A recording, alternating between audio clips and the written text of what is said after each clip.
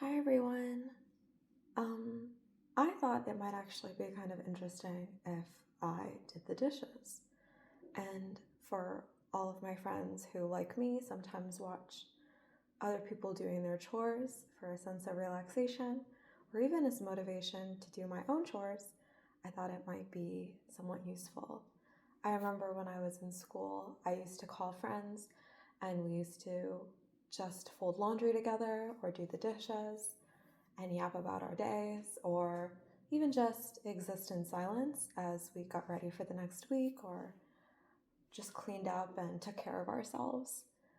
I especially remember when I was in kind of a difficult era in my life when, I was really feeling a sense of confusion and a sense of maybe even depression about where my life was headed, whether I could continue on in the path that I had chosen for myself, where it really felt like doing simple tasks of self-care was incredibly difficult. I found it really hard to wake up in the morning and, even do the dishes, wash my face, change clothes for the next day. And I remember I used to put on ASMR videos, or before ASMR got more popular, I used to just put on videos of, people just going about their business, whether that was sorting through their mail or whatever else it may be. And I also think that there's kind of an inherent humanness, if you will, about sharing some of the more messy details of our lives. Especially, I think that for people who spend a lot of time on social media, there's kind of this problem, or not problem, but there's kind of this feeling that I think a lot of people get in watching other people's really curated lives, where they think that, they don't have some of the problems that I do. But I think that there's an inherent kind of togetherness that we all share in describing some of the messy things that happen in our lives. The fatigue, the messiness, the feeling of being alone, the feeling of feeling like you failed a little bit because you aren't taking care of yourself the way that you should be, or that you are somehow uniquely more less worthy because your life isn't always as aesthetic as other people portray their lives to be. And I think that's really harmful. So I think that as much as possible, it's nice to be able to share in the togetherness of mundane things like cleaning or eating or whatever it may be that you might need a little bit of motivation to get started with, or even just feel connection to another person across the world who you don't know, who is experiencing the same things that you are. I remember a few years ago when mukbang ASMR videos became quite popular, a friend of mine had shared with me that they were popular in Asia a lot, and they became quite popular partly because a lot of people who kind of worked alone and lived alone found themselves, not really with any companions to share their meals with. And so these kinds of mukbang live streams, mukbang ASMR, started kind of as a way for people to, again, have that element of togetherness and share some of the messy, mundane parts of our lives with other people.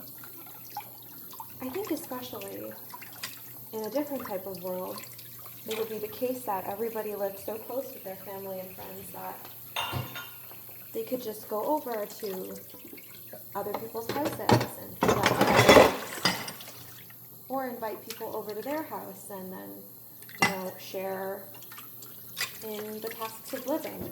Somebody could do the dishes while another person did their homework, or did their paperwork or whatever it needed to be. But, even though I think people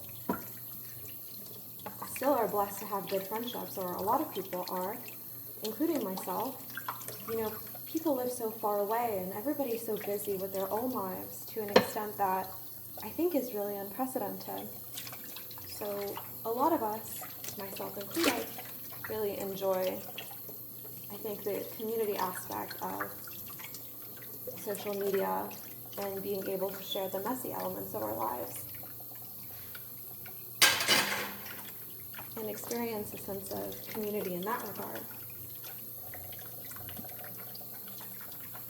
I also remember, when I was a young person, although whether or not I'm quite old enough to call anyone else younger is up for debate depending on your perspective. But I remember when I was still in school, much younger, just a kid, I used to enjoy talking to my parents sometimes if I hadn't caught up with them for a while. But my parents both worked. They both worked pretty hard jobs. So there wasn't a whole lot of, times where we had unending stretches of time to just shoot the shit, if you will, and just talk about things over, really nice brunches or over long extended vacation periods and stuff. But sometimes when my parents would be doing the dishes, I would sit at the kitchen table and I would do my homework. And I always thought that the sound of the water running, the sound of their voice as they told me about how their day was going, or even what their plans were and their jobs, or if we had to meet another aunt, or whatever was just coming down the pipeline. I remember finding it quite soothing, and I enjoyed studying to that kind of soundtrack. So I hope that maybe some people feel similar to me and enjoy a little bit of a relaxing gab as we go about our lives. Relaxing, studying, doing our own chores.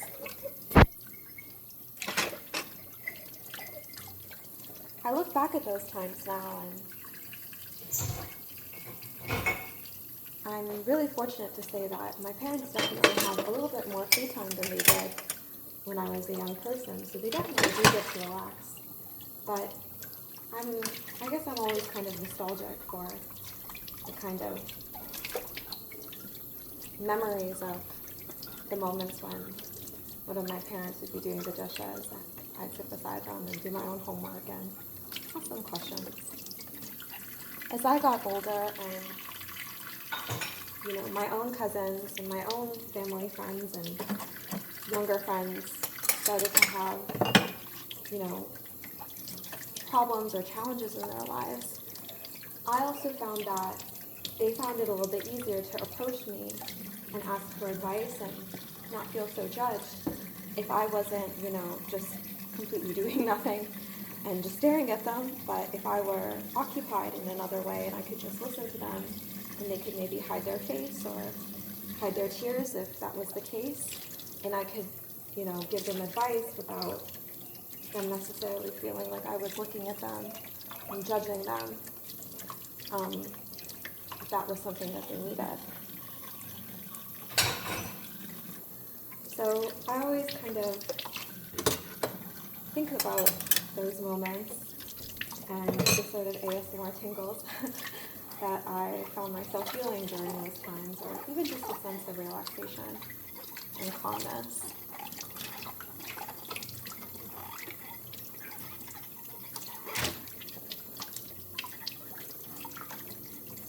I also wonder if people experience cleaning thoughts and the way that they do shower thoughts and what that looks like. Because for me, sometimes as I'm doing the dishes and I'm kind of zoning out or I'm talking to myself, I end up finding new ways to approach problems or solve issues that I'm confronting in my work or in my studies or even interpersonal problems. And I think it has something to do with just allowing your mind to wander as you're hands are otherwise occupied. Kind of like a fidget in a way. So I always think to myself that it's nice to be able to do chores in kind of one go, so that I'll have some uninterrupted thinking time to myself. But of course, that could just be an idiosyncratic feeling also.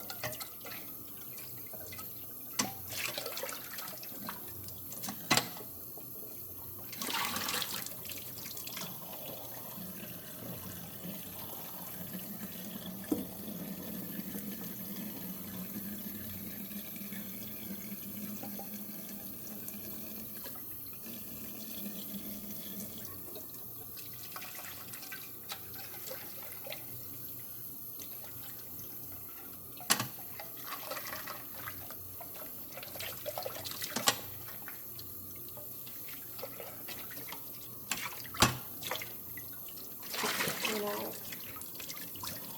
it also ends up being that sometimes I think life changes so quickly and so many things happen all at once that we really don't have the time to take stock of how we feel about things. It's been a hard week for me, to be completely honest. Somebody who I knew when I was in school ended up passing away recently, and I got the update through LinkedIn of all things. Can you imagine? I just remember being really, really sad about it, but it didn't feel like I had any time to take for myself to just sit there and take stock of how I was feeling, because I just started a new job and I really wanted to make a good impression, and there are a lot of things that prevented me from just taking stock. And, you know, I was able to call a few friends of mine who, you know, obviously knew this person who passed away, and we all, you know, had a bit of a cry about it and talked about our memories and stuff, but especially since I'm not in my hometown, it just felt kind of horrible, really, not to be able to be there and, you know, support people who needed it at the time, and not even really knowing exactly everything that went on, what that went on, and having to hear about it through the grapevine.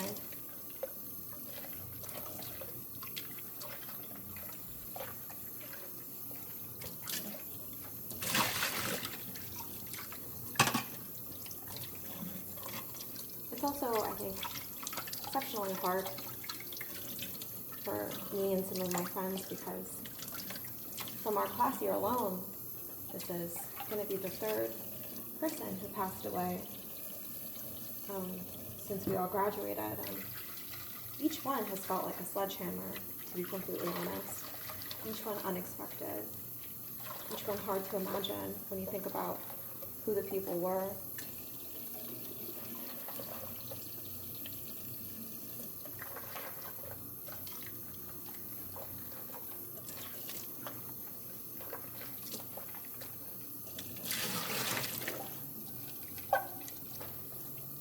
First person who passed away, I'll never forget. I met her when we were really, really young. We were still in middle school, actually. I must have been 11 or 12, and obviously we were a similar age. And I just thought that she had such a lightness to her.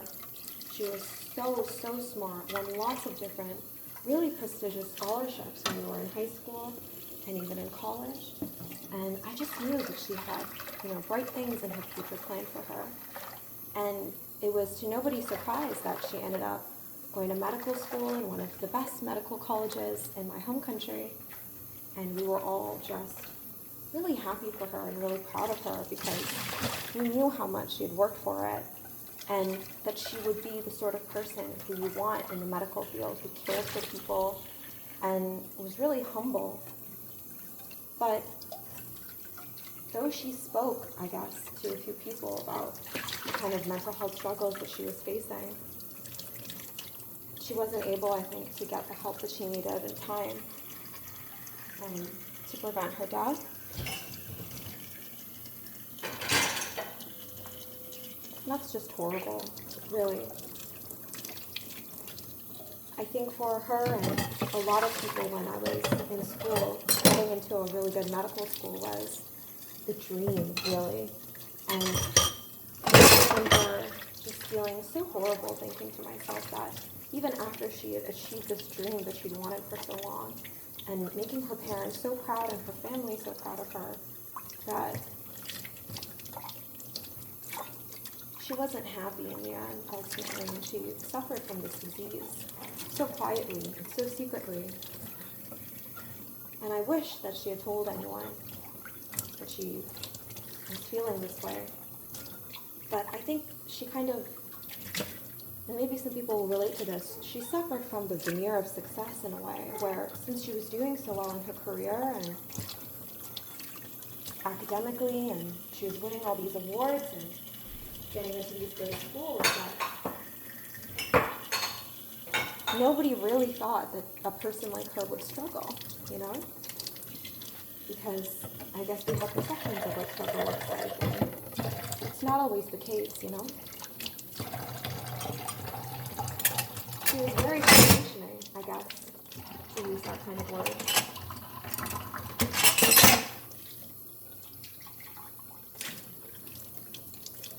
The second person from our class year is also, in a lot of ways, very similar.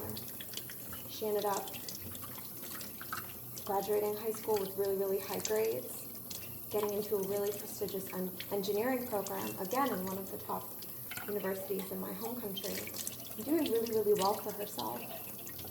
And I remember when I first met her, I just thought that she was so cool. She was artistic, she was creative, she was one of those people who, though she was incredibly gifted academically, was just as gifted artistically.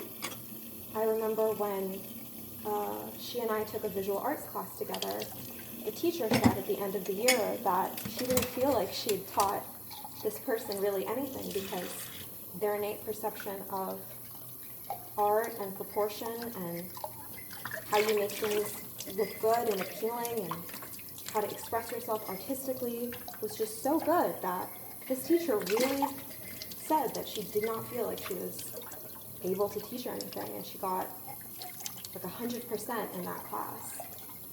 And she was thoughtful, and she was quiet, and she was, I think, I'm not sure if she felt, that though she felt these thoughts so deeply, and she was obviously very creative and very talented and could express herself in this way, that people truly saw or were able to see what she was really feeling and reach out to her, if she felt that she couldn't, and give her that kind of support that she needed. Unfortunately, we weren't able to do that as the community around her, and she passed away. Again, I think with her especially, there are things that she did before she passed that I look back on now and I wonder, were these red flags, were these warning signs? She had taken the time to, take a gap year between going to college and what we all thought would be the start of her career at a fairly prestigious tech company. She wanted to take a few months off and travel the world. And I remember following her on Instagram and liking her posts and thinking that she was, not waiting for anyone to do what she really wanted. She wanted to travel the world. Obviously, as somebody who's a big fan of visual arts, she went to Paris, she went to Tokyo, and she took all these really cool photos and she edited them, and she seemed to have been having the time of her life, really. And then, sadly, not long after was when she passed away. And, I've since read stories about people who made suicide attempts or people who, indeed committed that. And some people say that one of the warning signs was that they did the thing that they always wanted to do. Like, they didn't put it off anymore until they had more money or more time or job timings worked out correctly. They just were like, if I'm going to do it, it's got to be now. And then they went and did it.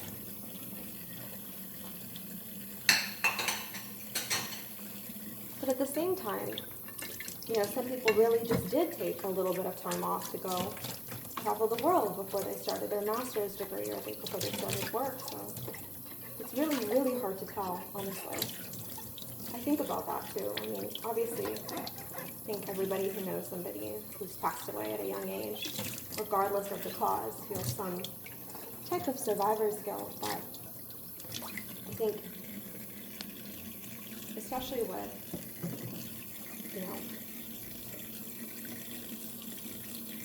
people passing away related to mental health, there's always this kind of question of what could we have known, But that's hard. It's hard to ask those questions because the range of human behavior is so extraordinary. A person could do almost anything and be fine and not feel that way, or a person can be acting completely normal and still be hiding that element of themselves and could be far closer to, taking that step than people might have realized.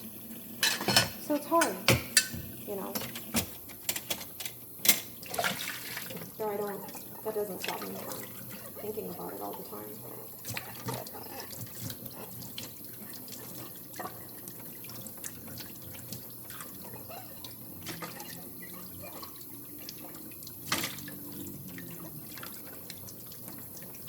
And then, finally, the friend who passed away most recently, she was just such a kind person. I remember we had taken classes together in school, and she just was really nice.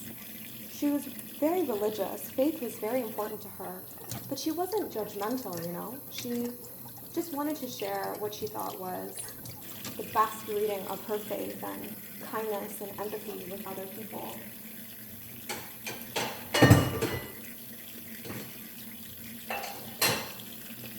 But never in a preachy or judgy way, which I thought was really exceptional because there definitely were some people who were more religious in my hometown who, I think had a tendency to speak in more judgmental ways that made people feel isolated. But she wasn't like that. Instead, I thought it was so exceptional how a lot of other people, spoke about the importance of volunteering and their college applications or, their scholarship applications. She really walked the walk, and she decided to dedicate herself to becoming a full-time volunteer coordinator in our community for services related to welfare, so like food banks and health assistance programs and clothing and things like that. And she really dedicated her life to public service in a way that was really, really exceptional, And on top of that, she had gotten married not too long ago, And she seemed really, really happy in all of her wedding photos.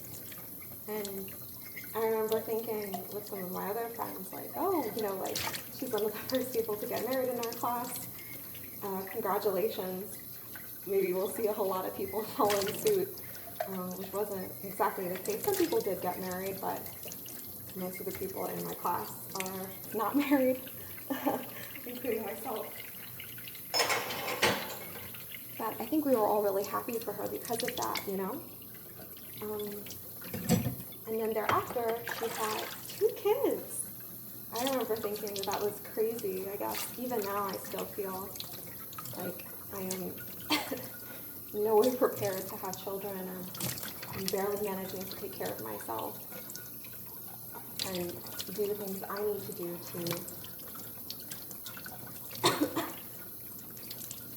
to live correctly and take care of all the aspects of my life that need taken care of.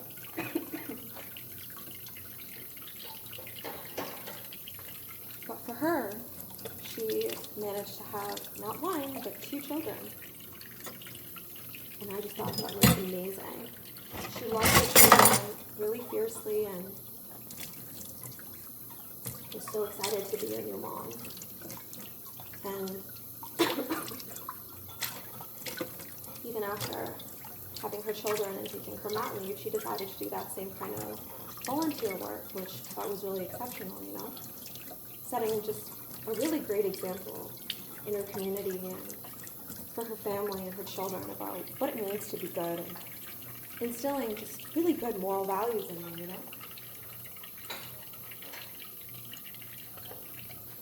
But then, unexpectedly, she passed away quite recently. And unfortunately, her children, well, I shouldn't say that, that's horrible.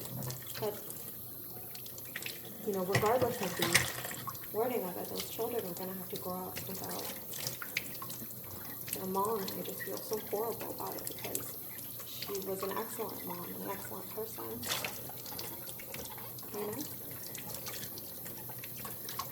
And I think that it's human to feel grief and to suffer and to take stock of your own life even, but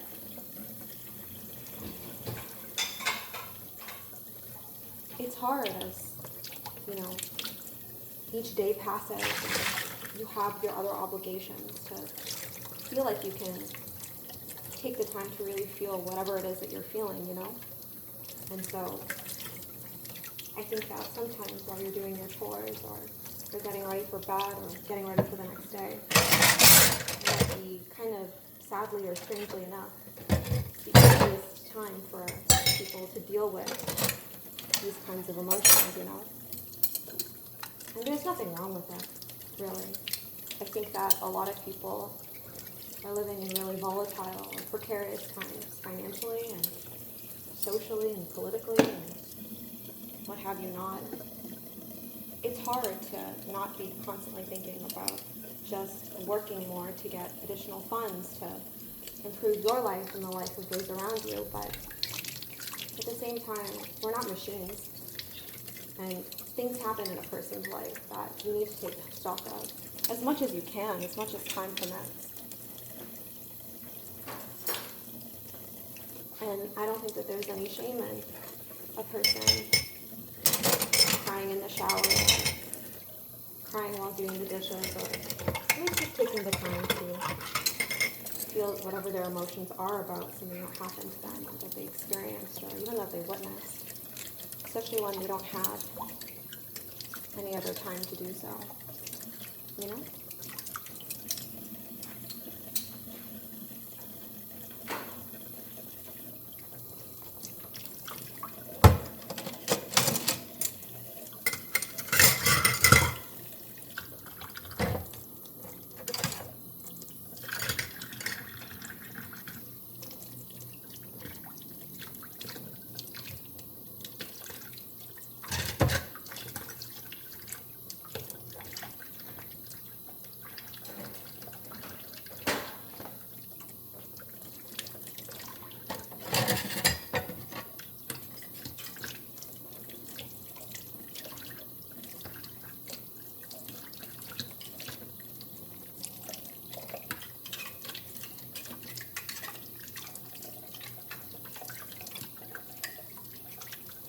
Maybe this is just my own personal reflections, and this isn't something a lot of people experience.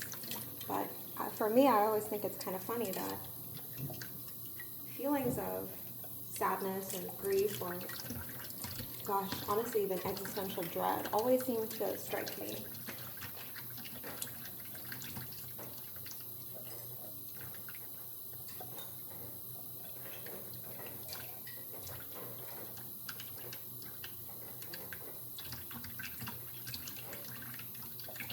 When things should be happy, that might sound kind of strange, but I guess it is at moments when, I'm sharing in someone's happiness, their graduation, a wedding, a baby being born, and I feel that happiness with them, but I guess there's something weird within me where sometimes, I guess, in just thinking about the things that led up to that happiness, I find myself strangely thinking about, people who weren't there to experience that joy, or the things that we have to overcome to experience that happiness.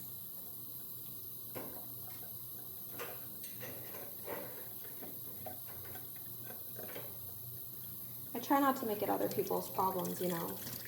Try not to be that person, as they say, who's crying in the club or needs to bow out of a baby shower early to cry, but it's still just something that I think I notice about myself, especially as I'm getting older, that it's the week when, you know, somebody else is getting married that I hear about somebody who got really badly injured, or somebody lost their job, or somebody, you know, was a victim of a crime or something.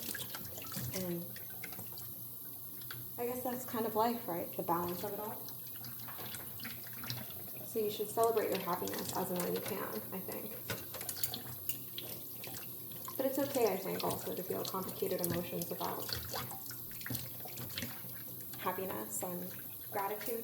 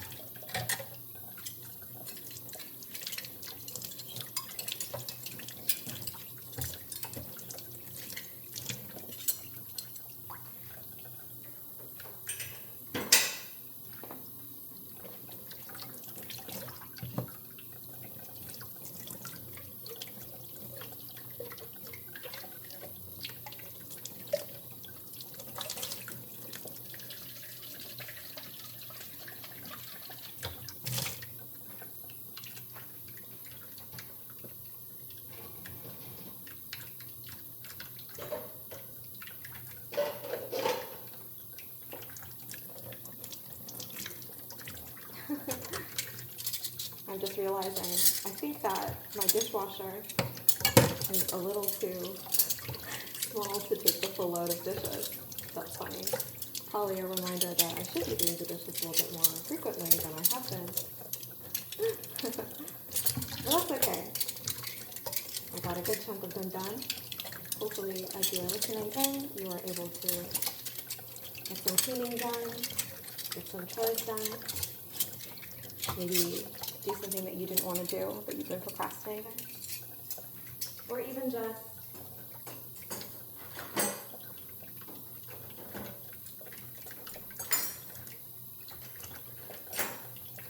zoning out and relaxing, and maybe even feeling nostalgic for some memories you might have, like I do, where maybe one of your parents or guardians was washing the dishes, and you stood around, talking, doing your homework, whatever it may be.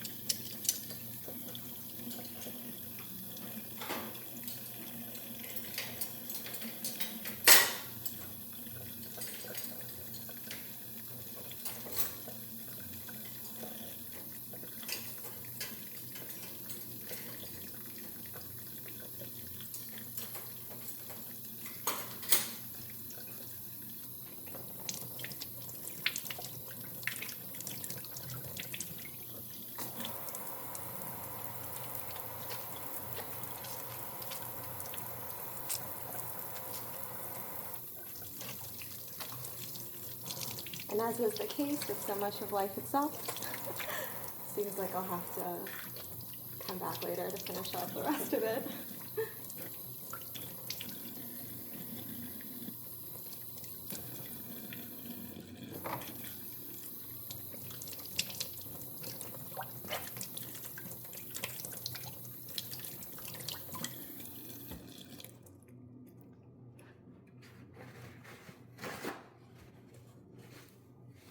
You know, even imperfect progress is progress. And I think that's also something we have to remind ourselves of. Everybody likes a finished product, of course, but every step you take in the right direction is a step nonetheless. Take care, and I'll see you guys soon.